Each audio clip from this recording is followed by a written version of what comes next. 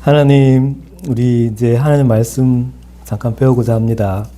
하나님 말씀에 집중할 수 있도록 은혜 내려 주십시오. 대구 삼일교회 주님께서 늘 지켜주시고 모든 성도들이 하나님 날개 안에 은혜 가운데 살기를 원합니다. 특히 어르신들이 많은데 하나님 머리부터 발끝까지 건강하기를 원하옵고 또 하나님 잘 믿을 수 있도록 좋은 환경 주시옵고 우리 섬기는 목사님과 우리 집사님들에게 함께해 주시고 새 힘을 날마다 더하여 주십시오.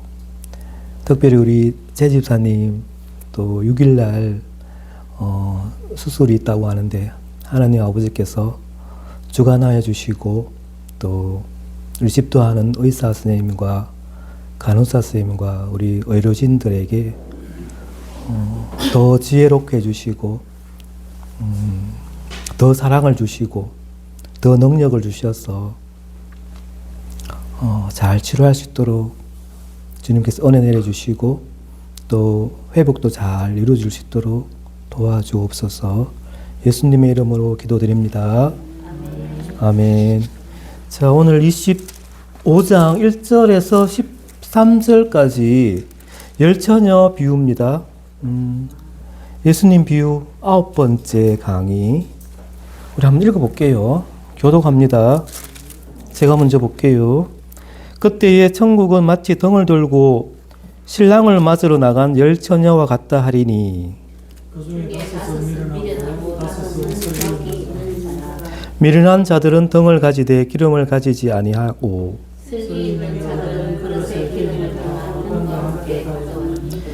신랑이 드디어 오므로 다 졸며 잘세.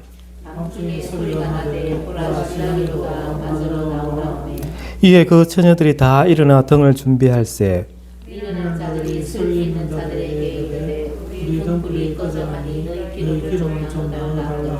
설기 있는 자들이 대답하여 이르되 우리와 너희와 쓰기에 다 부족할까 하노니 차라리 파는 자들에게 가서 너희 쓸 것을 사라 하니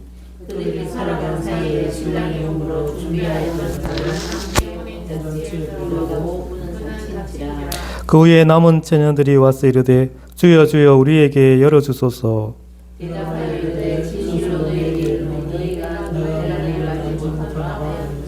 함께 봅니다. 그런즉 깨어있으라 너희는 그날과 그때를 알지 못하느니라.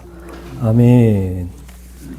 자, 지난주 그 비유가 그 배경이 혼인잔치였잖아요. 어떤 임금이 자기 아들이 이제 혼인이 잔치가 있어서 이제 초청하는 그런 비유였는데 오늘도 뭐 비슷합니다.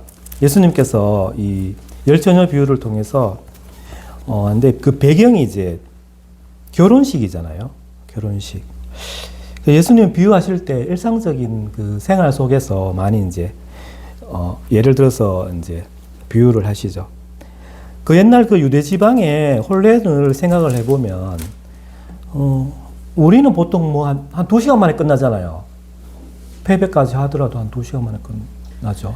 2시간, 3시간 뭐 그 정도 하는데 여기 유대인들은 한 일주일간 그 축제를 한대요. 그게 이제 일반적인 건데 보통 이제 우리는 뭐 12시, 1시 이렇게 낮에 하지만 이 사람들은 이제 밤에 하잖아요. 밤에 합니다. 초저녁에. 좀 늦으면 한밤중이 될 수도 있고 그렇습니다.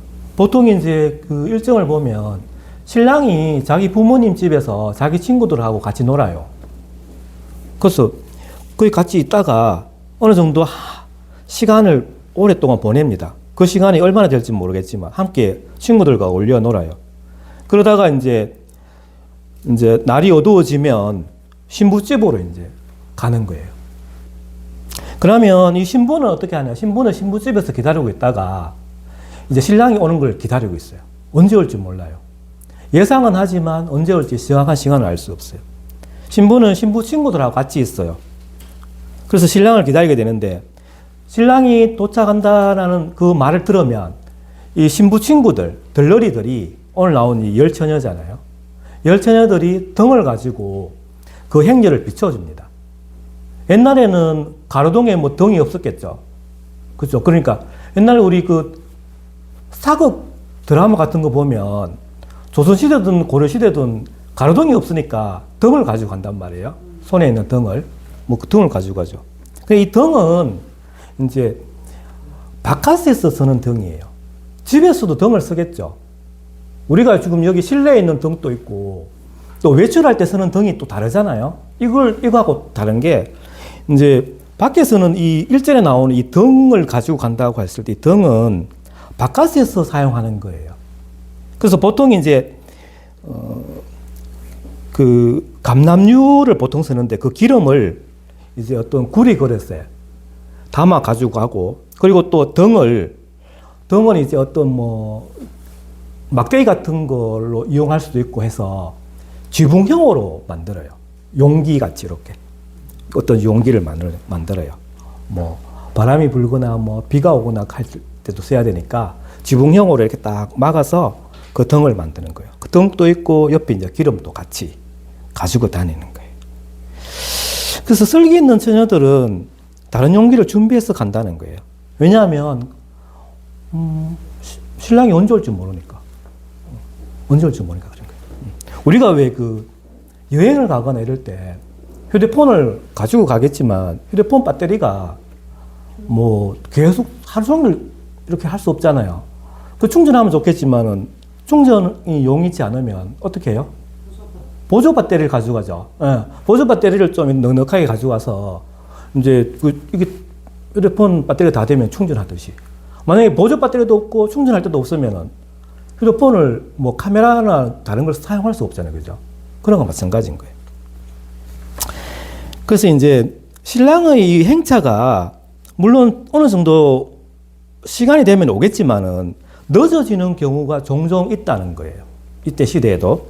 그래서 밤은 이제 점점 깊어가니까 별이 하나 둘 뜨기 시작하잖아요.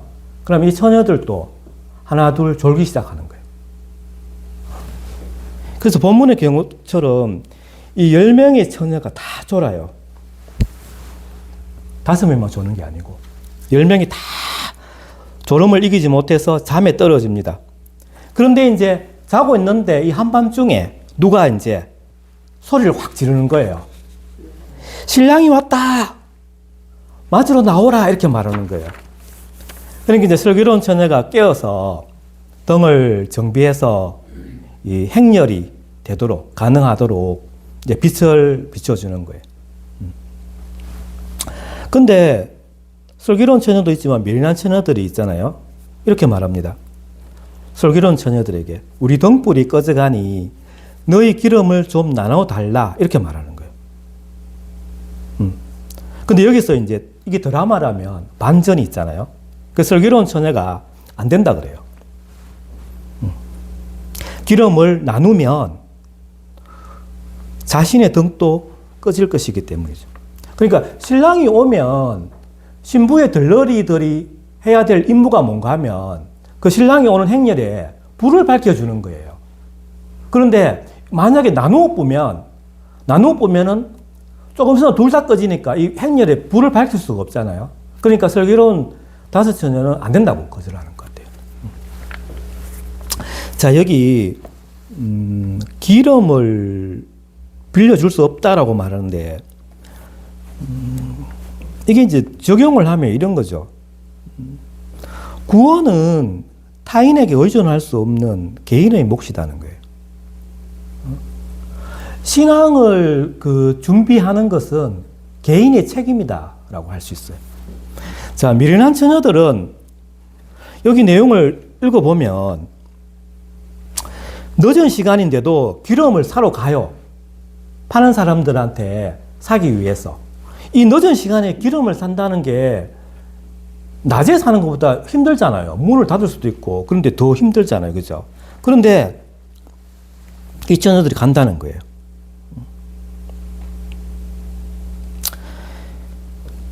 자, 그 사이에 누가 와요? 신랑이 오는 거예요. 신랑의 행렬이 도착하는 거예요.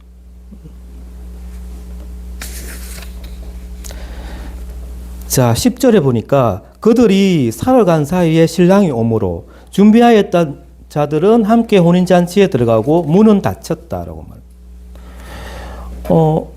여기 보면 준비된 사람들만이 들어갔어요. 어리석은 처녀들은 들어갈 수가 없었다라고 말합니다. 여기 예수님께서 비유를 말씀하시면서 마지막에 문이 닫혔다라고 말합니다. 이걸 지금 강조하고 있어요. 그래서 이 어리석은 처녀들이 마침내 이제 도달을 했는데 뭐 그 기름을 사왔는지 왔어요.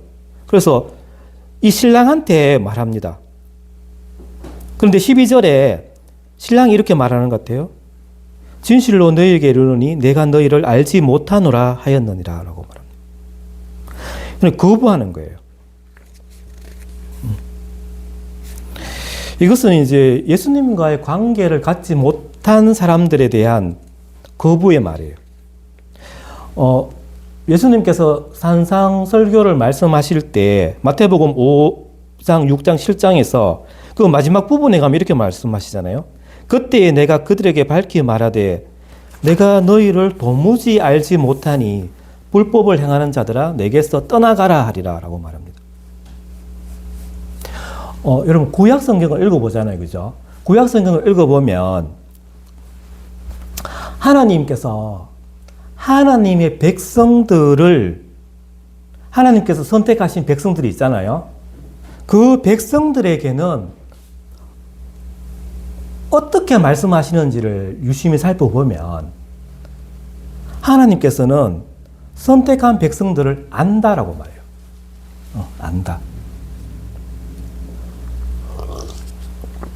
그래서 예레미야 1장에 보면 내가 너를 모태에 짓기 전에 너를 알았다라고 말하거든요. 알았다. 그리고 호세아 13장에 보면 내가 광야 마른 땅에서 너를 알았다라고 말합니다. 그리고 아모스 3장에 보면 내가 땅의 모든 족속 가운데 너희만을 알았다라고 말씀하고 있거든요. 그래서 우리가 구약 성경을 읽을 때 하나님께 선택받은 사람들은 하나님께서 아신다는 거예요. 제가 마침 시간이 쫓기다 보니까 말이 좀 빨라지네. 자, 뭐 하는 데까지 해야지, 그죠? 자, 그런데 이제 신약으로 넘어와요. 구약은 이제 하나님께서 선택된 백성들에게 안다라고 말해요. 내가 너를 안다. 그러니까 선택 안 받은 사람들은 모른다고 말하는 거예요. 자, 구약에는 그런데 신약에서는 어떻게 되느냐? 신약에도 갈라디아서 4장을 보면 이렇게 말합니다. 너희가 그때는 하나님을 알지 못했다라고 말합니다. 그러니까 구원받기 전에는 알지 못했다. 그런데 이제는 너희가 하나님을 안다라고 말해요. 갈라디아서에서. 그리고 그 다음에 말씀하시기를 갈라디아서 4장 8절 9절에서 하나님이 아신 바 되었다라고 말하거든요. 그러니까 서로 아는 거예요. 디모데후서 2장에도 말합니다. 주께서 자기 백성을 아신다라고 말합니다. 아신다. 자, 구약과 신약에서 하나님 백성, 선택된 백성들을 하나님께서는 아신다라고 말씀하십니다. 그러면서 이 신약에 와서는 예수 그리스도를 통해서 하나님과의 관계에서 나타난 그 구원의 관계를 언급할 때 이 주제가 반복이 됩니다. 오늘 비유에서 이제 적용이 돼요. 그래서 이제 예수님의 그 비유의 교훈을 강조하기 위해서 지금 이 말씀은 제자들에게 지금 말씀하고 있잖아요. 13절에 보면 오늘 그런즉 깨어 있으라라고 말합니다. 너희는 그날과 그때를 알지 못한다라고 말합니다.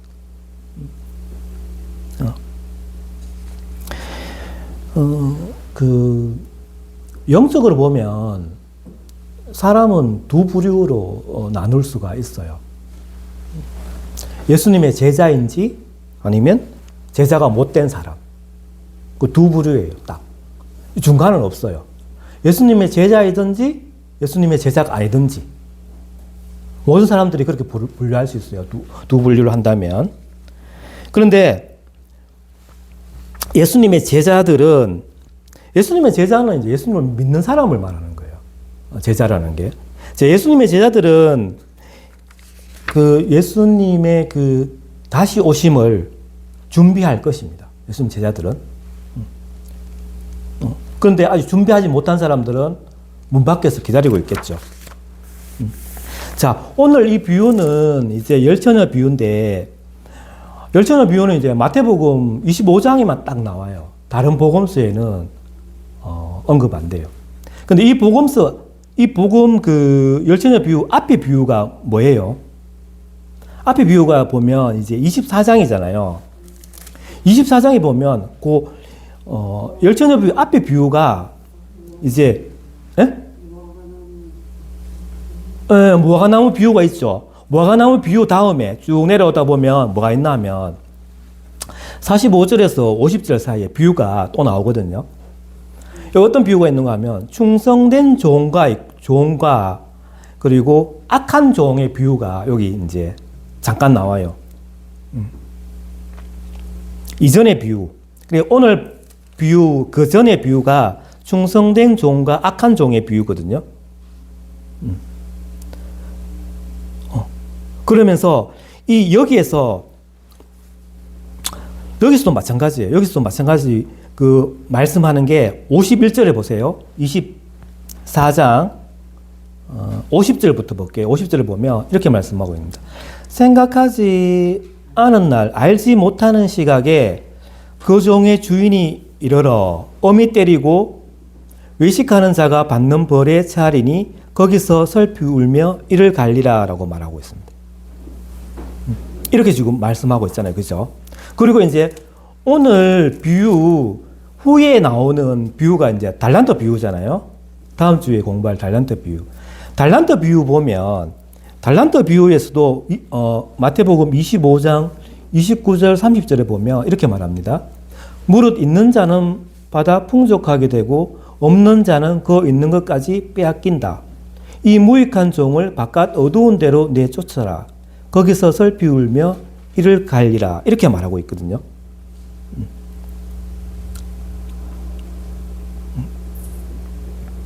자, 이 비유가 다 연결돼요. 앞에 비유, 충성된 종과 악한 종 비유, 그리고 열처녀 비유, 달란트 비유 다 연결됩니다. 그건 아마 다음 주에 조금 더 같이 또 공부할 텐데 오늘 달란트 비유에 대해서 열처녀 비유에 대해서 조금 더 집중적으로 봅니다. 여기 이제 앞에 나오는 악한 종이나 달란트에 나오는 이 그 종의 비유를 보면 구원을 준비하지 않았다는 거예요. 그러니까 조심성이 없는 거예요. 조심하지 않는 그 사람들의 삶을 이야기합니다. 그러면서 여기 비슷하게 표현하기를 닫힌 문이라고 하는데 예수님께서 여기 문이 닫혔다라고 하잖아요. 닫힌 문. 닫힌 문은 영벌을 가리킵니다.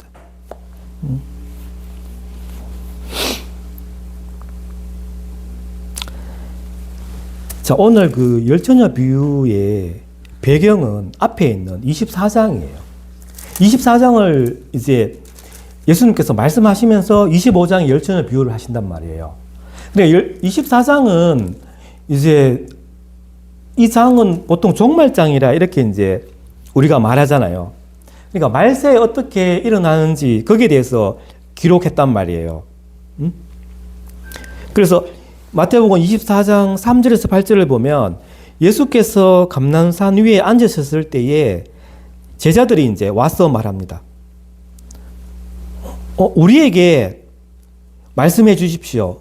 어느 때에 이런 일이 있겠사오며 또 주의 임하심과 세상 끝에는 무슨 징조가 있습니까? 이렇게 물으니까 예수님께서 대답하시잖아요. 너희가 사람의 미혹을 받지 않도록 주의하라. 많은 사람이 내 이름으로 와서 이르되 나는 그리스도라 하여 많은 사람을 미혹하리라. 이렇게 말합니다. 말세에. 지금도 그런 사람 있잖아요. 그죠? 그리고 난리와 난리 소문을 듣겠으나 너희는 삼가 두려워하지 말라. 이런 일이 있어야 하되 아직 끝은 아니니라. 민족이 민족을, 나라가 나라를 대적하여 일어나겠고 곳곳에 기근과 지진이 있으리니 이 모든 것은 재난의 시작이다라고 말합니다.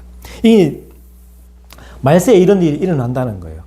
지금 우리가 세계 뉴스를 보면 더 실감할 수 있는 그런 시대에 우리가 지금 살고 있어요.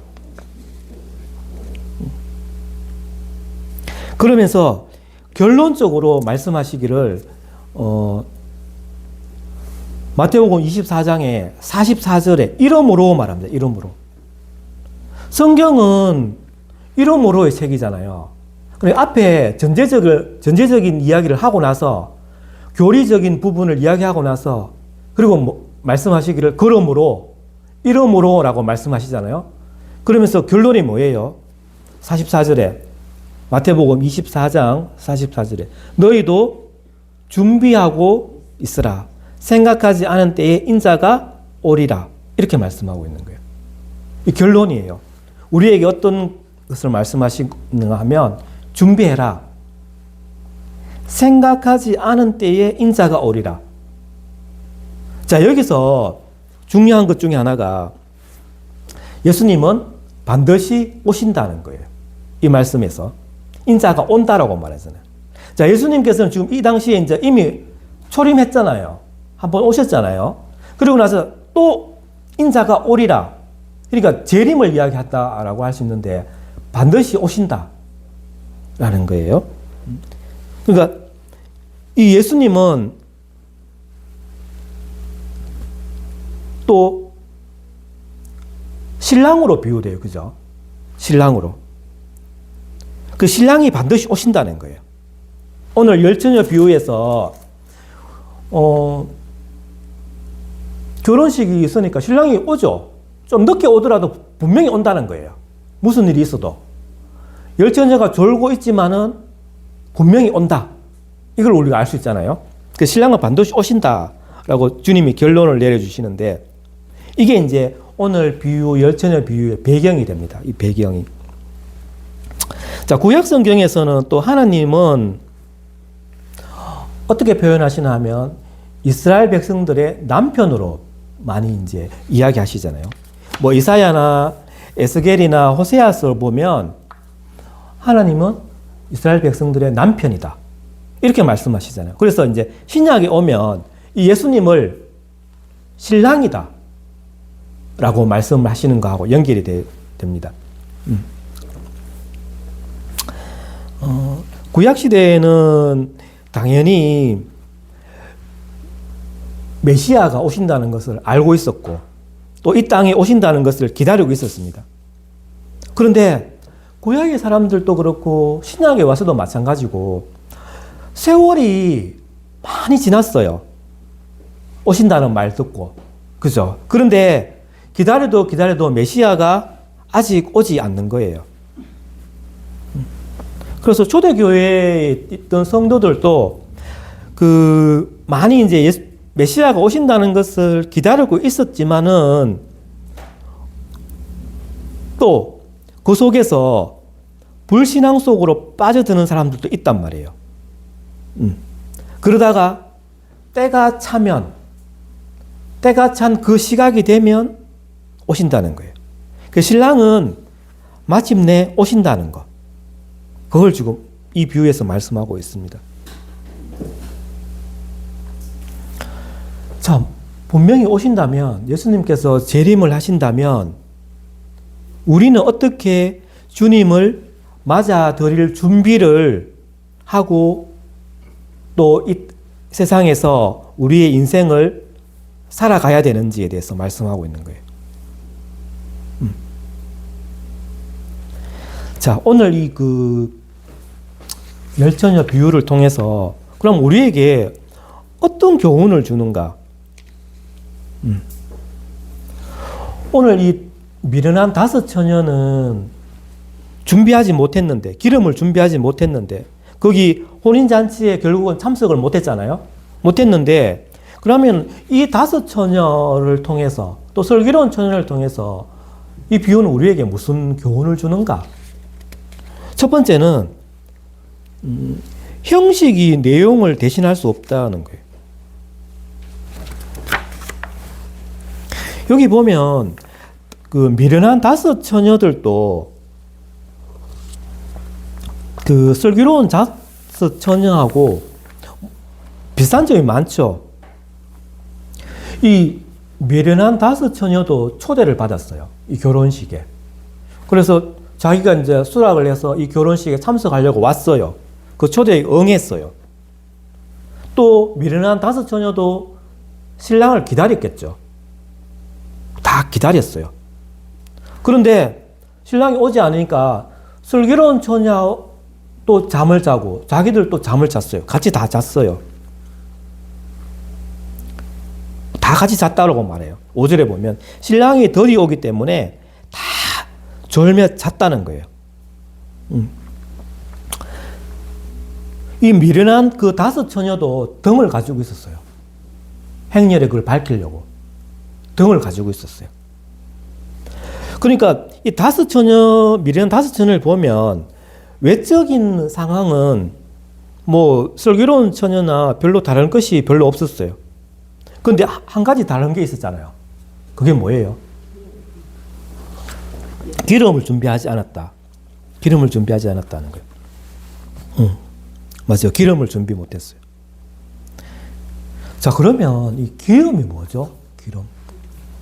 기름이 뭐를 말하는 걸까? 자, 그래서 제가 이제 찾아보니까 이제 계획주의 관점에서 보면 이 기름은 뭐 여러 이렇게 신학자들이 이야기를 합니다. 근데 성경은 이 기름을 명시적으로 딱 무엇이다라고 예수님께서 말씀하시는 건 아니에요. 근데 이제 이 말씀을 하시고 나서 한 2000년 동안 신학자들이 연구를 했겠죠. 이 기름이 뭔가, 기름이 무엇을 뜻하는가, 연구를 했을 거 아니에요. 그래서 여러 가지 이제 의미를 해석을 합니다. 계획주의 관점에서 볼 때는 이 기름은 성령의 내주다. 그러니까 성령님께서 내 마음에 계신 거. 그래서 거듭난 거. 이걸 말한다라고 이렇게 해석하는 게 있습니다. 그래서 이제 그 등은 이 세년들이 들고 있는 이 등은 겉으로 드러나는 그 형식이다 라고 말합니다. 그래서 교회 다니면 뭐 우리가 입으로 고백도 하고 또 교회 출석도 하고 또 직분도 받고 이렇다는 거예요. 그럼 기름은 무엇이냐? 기름은 성령님에 의한 중생이다. 이렇게 보는 거예요. 그럼 미련한 처녀들은 이 등과 같은 외적인 모양은 있었지만은 하나님이 주시는 이 내적인 생명이 없었다는 거예요. 그걸 외식하는 자의 상징이다. 그럼 두 번째 또 어떤 의미가 있나 하면 이 기름은 믿음이다는 거예요. 믿음이다. 참 믿음이다라는 거예요. 그러니까 어떤 일시적인 믿음이 아니라 구원에 이르는 참 믿음이다라고 구별합니다. 그러니까 이 기름은 처음에도 미련한 처녀들도 등을 조금 밝혔겠죠. 근데 끝까지 못 밝혔다는 거예요. 그래서 기름이 넉넉하다는 것은 신랑이 올 때까지 인내하는 믿음이다 라고 해석이 가능합니다. 이 믿음이 잠깐 반짝하는 믿음이 아니고 끝까지 가는 믿음. 그러니까 우리가 그 구원의 서정을 보면 그 성도의 견인이 있거든요. 성도의 견인. 그러니까 인내하면서 끝까지 가는 것. 물론 이제 그거는 하나님께서 역사하시는 거죠. 그래서 칼빈은 여기에 대해서 인내에 대해서도 인내와 연결을 시키거든요. 이 믿음이 끝까지 가는 인내. 성도의 인내를 이렇게 말합니다. 세 번째는 뭐 어떤 의미가 있냐면 거룩한 삶. 거룩한 삶을 의미하지 않을까 이렇게 보는 견해가 있습니다. 이사야 55장에 보면 이 기름을 값없이 주시는 은혜다. 라고 이렇게 해석을 할 수 있는데, 칼빈은 이 기름을 경건이라고 말해요. 경건. 또 뭐 성령의 조명 아래에 있는 양심으로 보기도 했습니다. 그러니까 어떤 그 기름은 단순한 지식을 뛰어넘어서 고난이 오고 또 기다림이 있지만은 그 속에서도 꺼지지 않는 거룩한 삶, 뭐 이런 뜻으로 할 수 있어요.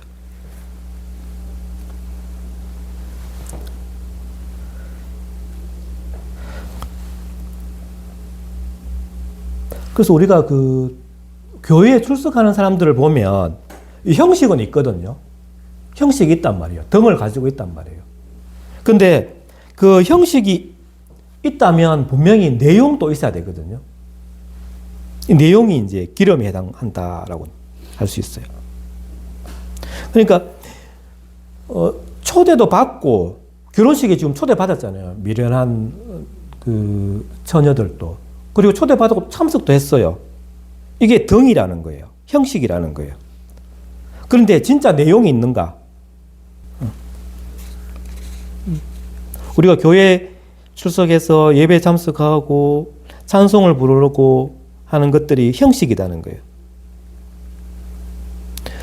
이런 사람이 신앙이 있다라고 우리가 착각하지 말아야 된다는 거예요. 형식이 있다고 저절로 내용이 있는 것은 아니다. 이게 이제 이 비유에서 말하고 있는 교훈입니다. 제가 형식을 부정하는 것이 아니고 형식은 분명히 있어야 되거든요. 근데 내용 없는 형식이 문제라는 거예요. 형식과 내용이 다 있어야 되는데 내용 없는 형식, 그게 문제라는 거예요. 우리가 진짜 신앙인지 진짜 믿음인지 그 진면목이 그것을 구별할 수 있는 방법이 있어요. 언제 그게 일어나느냐. 이게 진짜 신앙인지 아닌지 알 수 있는 방법 중에 하나가 위기가 왔을 때.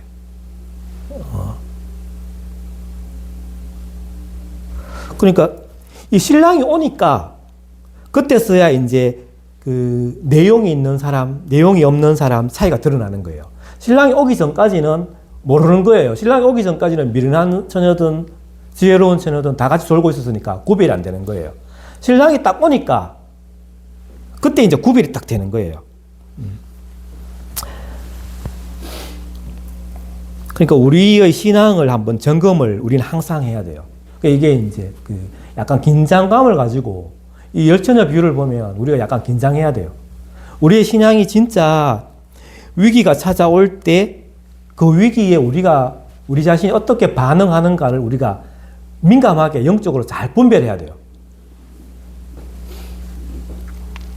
그래서 위기가 왔을 때 내가 불평하거나 짜증내지 않는가? 우리가 위기가 왔을 때 거룩하신 하나님을 신뢰하는가? 그게 이제 우리에 있는 그 기름, 그 내용을 우리가 볼 수 있다는 거예요.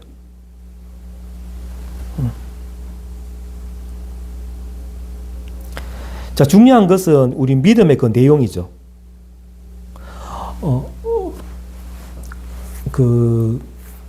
제가 어떤 자매하고 한번 상담했던 중에 그 자매도 이제 어떤 교회를 열심히 찾고 있었는데, 중요한 교회도 이제 좋은 교회로 찾는 것도 중요한데, 이제 신앙이 중요하니까 제가 그렇게 말했어요.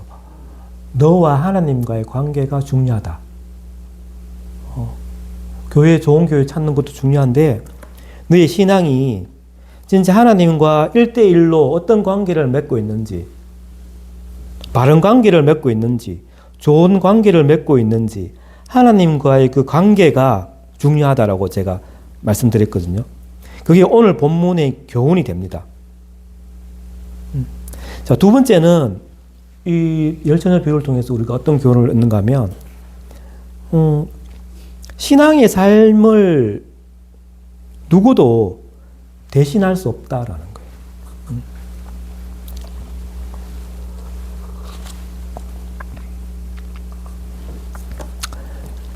자, 신랑이 도착하자는 이제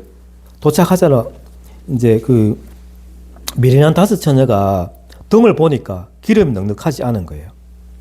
그래서 지혜로운 다섯 처녀에게 기름을 빌려달라고 말합니다. 이 어리석은 이 다섯 처녀는 슬기로운 다섯 처녀에게 기름을 빌려달라고 말하잖아요. 근데 그들의 마음 속에는 자기는 기름을 빌릴 수 있다라고 생각을 한 거예요. 그러니까 빌려달라고 하겠죠. 그런데 이 지혜로운 다섯 처녀는 거절해요. 좀 빌려주지. 근데 안 빌려줘요. 그러니까 이 지혜로운 다섯 처녀가 빌려주지 않은, 왜 안 빌려줬을까? 이 비유를 너무 이렇게 생각하면 안 돼요. 이 비유에 주는 주된 교훈을 우리가 알아야 되는데, 이 아주 세부적인 것에 대해서 너무 집착하면 안 돼요. 그래서 여기 비유에서 말씀하고 있는 것은 믿음은 누구도 대신할 수 없다라는 이 교훈을 주기 위한 거예요. 그러니까 그 슬기로운 처녀가 뭐 너무 인색하지 않은가, 이렇게 반발을 느낄 필요가 없다는 거예요. 그래서 이 교훈을 통해서 우리가 주님께서 말씀하고 있는 그게 있단 말이에요. 그게 뭐예요? 믿음은 빌려줄 수가 없다. 기름은 결국은 각자가 준비해야 된다는 거예요. 우리가 구원받는 것은 오롯이 주님과 나와의 1:1 관계예요.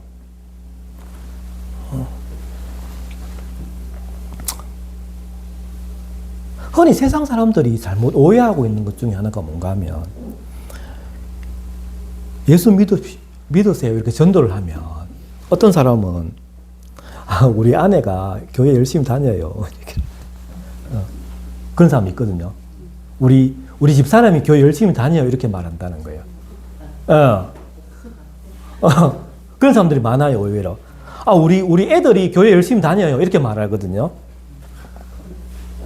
그러니까 자기 아내나 자기 아이들이 그들의 신앙을 자기의 신앙과 동일시하는 거예요.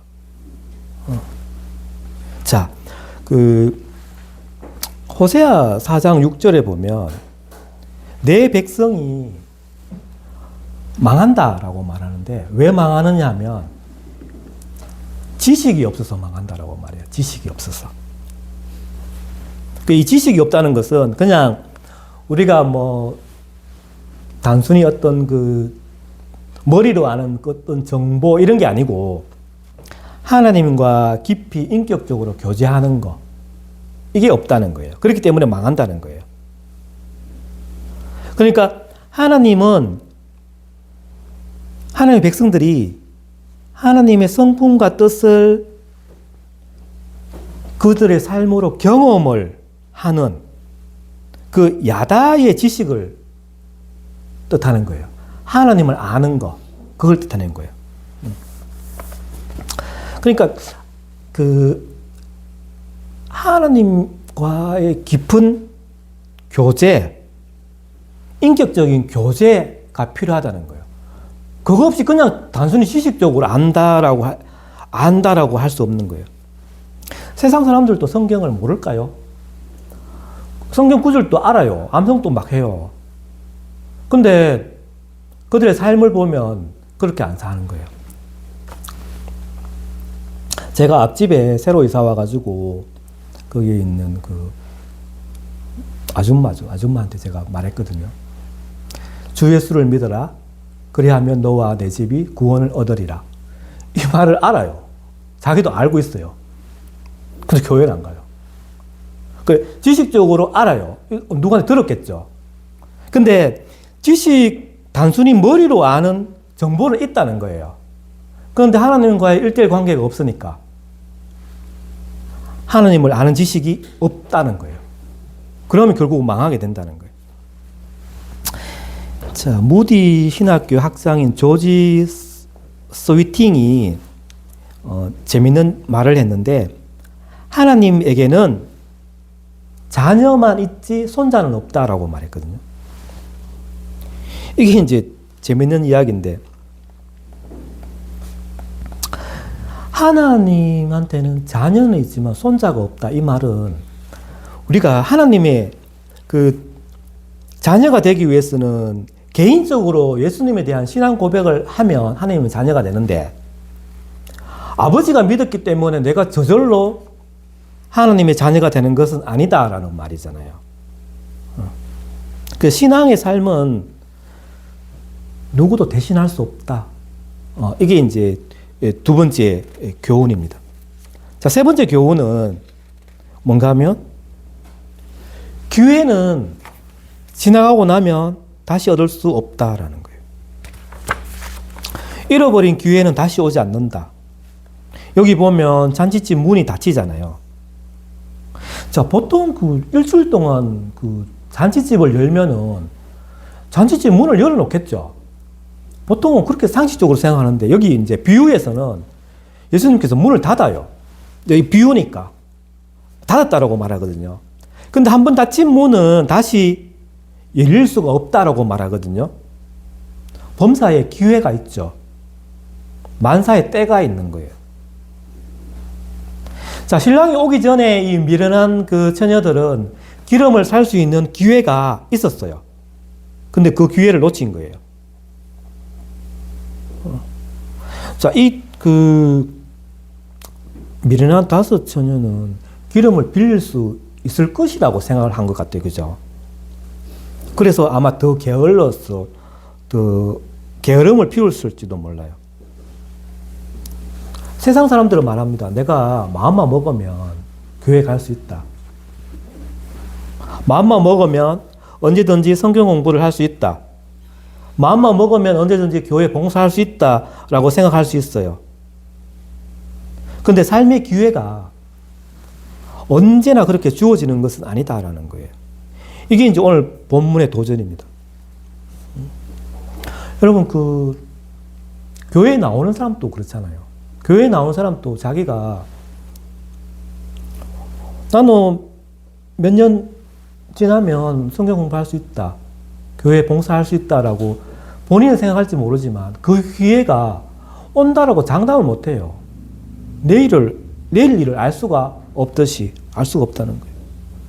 그래서 어느 한순간 내 인생의 기회의 문이 닫혀버릴 수 있다라는 거예요.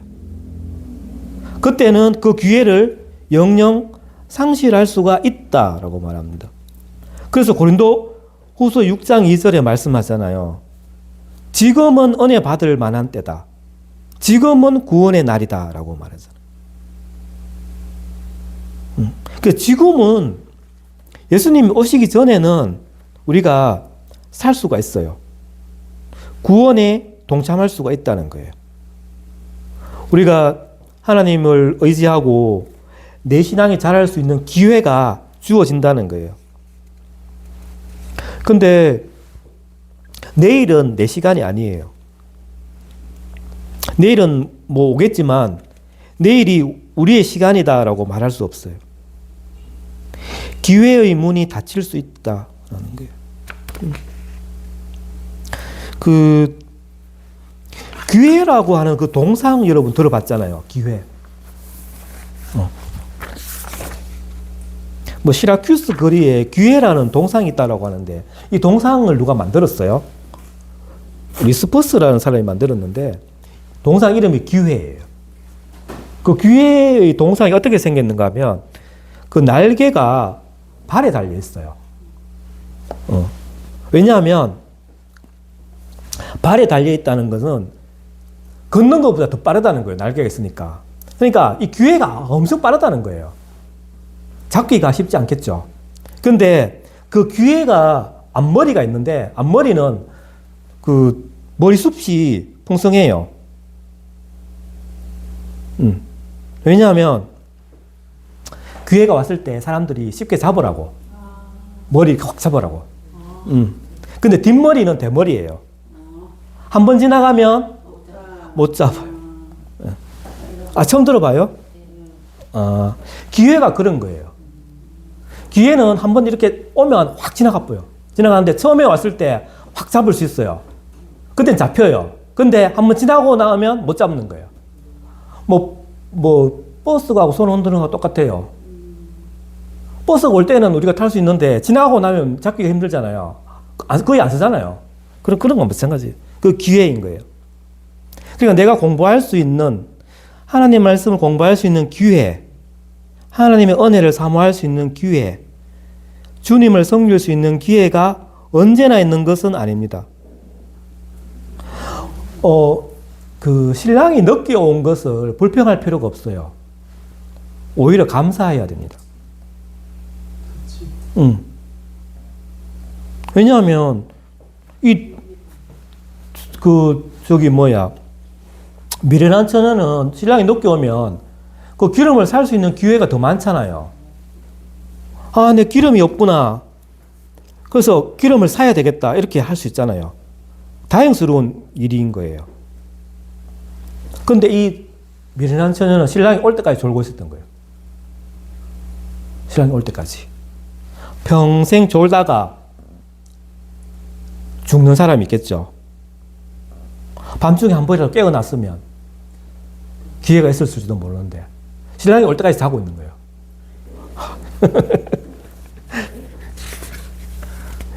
그러니까 그 신랑이 올 때까지 한 번이라도 어느 한순간이라도 내게 그 깨달음이 왔으면 기회가 왔을 텐데 그게 없는 거예요. 이 미련한 처녀는 신랑이 올 때까지. 그러니까 내가 이렇게 살면은 안 되지. 모해매하게 살면 안 되지. 계속 잠만 잘 수는 없지. 이렇게 깨어나는 사람이 있다는 거예요. 이들에게는 아직 주님이 오시지 않은 것이 기회가 될 수 있어요. 다행스러운 일이잖아요. 근데 한 번도 깨지 않고 영적인 잠에 취해 사는 사람이 있을 수 있다는 거예요. 그냥 습관대로 교회에도 나오는데 깨달음이 없어요. 아무런 각성이 없어요. 영혼이 깨어나는 순간이 없다는 거예요. 이런 사람은 주님과의 그 바른 관계를 맺지 못하는 것, 이런 사람인 거예요. 여러분 기억하십시오. 잃어버린 기회는 다시 돌아오지 않는다. 그래서 잠언 27장에서 너는 내일 일을 자랑하지 말라. 하루 동안에 무슨 일이 일어났는지 날는지 네가 알 수 없다. 고 말합니다. 자, 예수님은 재림하실 때 누구와 같이 오신다 그랬어요? 뭐가 같이? 도둑같이. 이 비유가 참 의미하는 게 있잖아요. 도둑같이 오신다는 거예요. 그러니까 알 수 없다는 거예요. 깨어 있어서 그 집을 뚫지 못하게 하라는 거예요. 인자가 다시 올 때 도둑같이 오겠다라고 말씀하셨어요.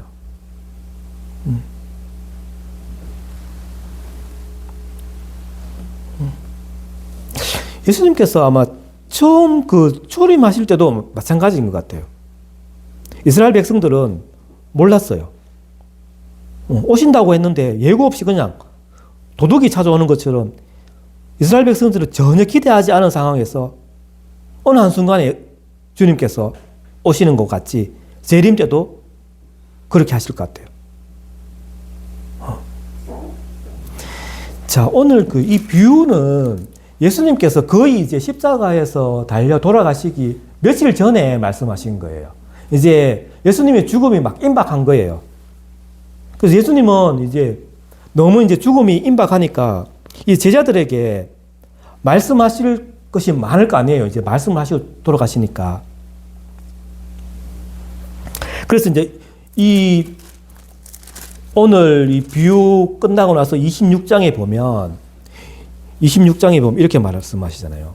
1절, 2절에 예수께서 이 말씀을 다 마치시고 제자들에게 이르시되 너희가 아는 바와 같이 이틀이 지나면 유월절인데 십자가에서 못 박히기 위해서 팔린다라고 말씀하시잖아요. 그러니까 이 예수님께서 십자가에서 돌아가시기 며칠 전에 지금 이 말씀을 지금 하고 있는 거예요.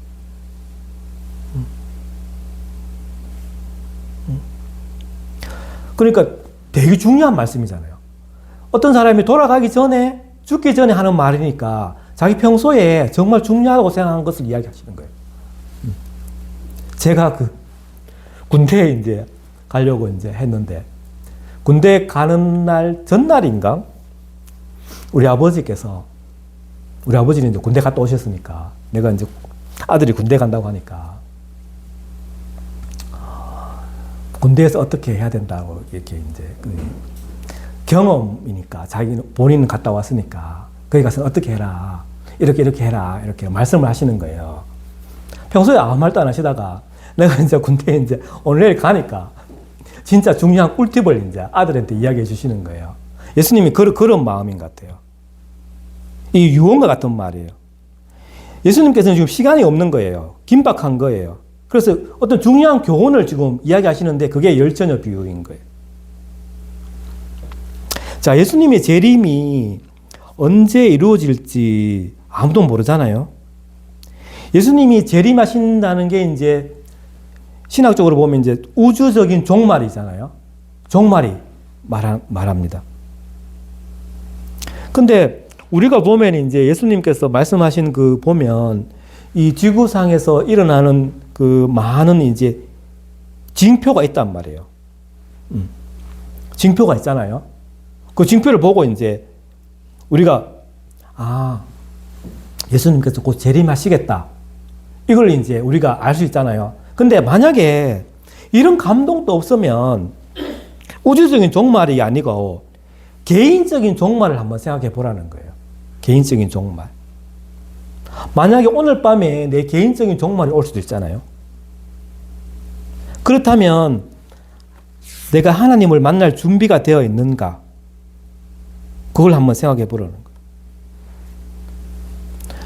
우리가 초상집에도 가고 해서 다른 사람들의 죽음을 보는데 그 죽음을 접할 때마다 나와는 상관이 없는 사건이 아니다라는 거예요. 죽음의 그 사자들이 우리를 향해서 걸어오고 있다는 것을 항상 우리가 잊지 말아야 되는 거예요. 그 초상집에 그 죽었던 사람들을 생각을 해보면 그 사람들이 그 자기들의 죽음을 미리 알았을까요? 갑작스러운 죽음도 있을 수 있다는 거예요. 언제 죽을지 그 사람들은 알 수 없다는 거예요. 그렇기 때문에 우리가 평소에 준비를 해야 됩니다.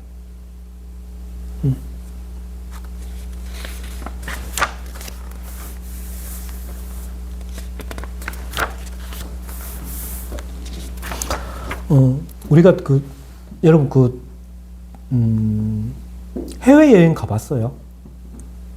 해외여행 가면 한 며칠 짐을 꾸리잖아요. 여행 가방을 사잖아요. 그거와 마찬가지로 천국까지 준비를 해야 되는 거예요. 여러분 준비를 하셨어요? 인생의 가장 중요한 여행, 육체를 버리고 떠나가는 마지막 여행을 위해서 준비를 잘 해야 됩니다. 여러분이 하나님을 만날 준비가 되어 있습니까? 기도하겠습니다. 하나님, 참으로 은혜와 사랑이 풍성하신 하나님, 오늘 열처녀 비유를 통해서 우리의 신앙을 되돌아보게 하심을 감사합니다. 우리가 덩이라고 하는 이 형식에만 너무 치중하지 않게 해주시고 그 안에 채울 그 믿음의 내용을 우리가 늘 영적으로 준비하기를 원합니다. 하나님과 깊은 교제할 수 있기를 원합니다. 지금은 은혜 받을 만한 때고 구원의 날이라고 하셨기 때문에 우리가 우리에게 주어진 그 소중한 기회, 그 시간을 그냥 허투루 허비하지 않게 해주시고 잘 준비하기를 원합니다. 신랑 되신 주님께서 언제 오시더라도 기쁨으로 맞아 들을 수 있도록 우리가 날마다 개인적으로 이 신앙 고백 위에 굳게 서게 해주시고 또 세상은 혼란 속에 있고 위기 속에 있지만은 우리의 믿음이 흔들리지 않게 해주시고 또 그 기름을 준비할 수 있도록 도와주십시오. 우리 인생이 참으로 연약하여서 내일 일을 알 수 없지만 우리가 우주적인 그 종말과 개인적인 그 종말 앞에 두려워 떠는 자가 아니라 기쁨으로 주님을 맞이할 준비된 자들이 되기를 원합니다.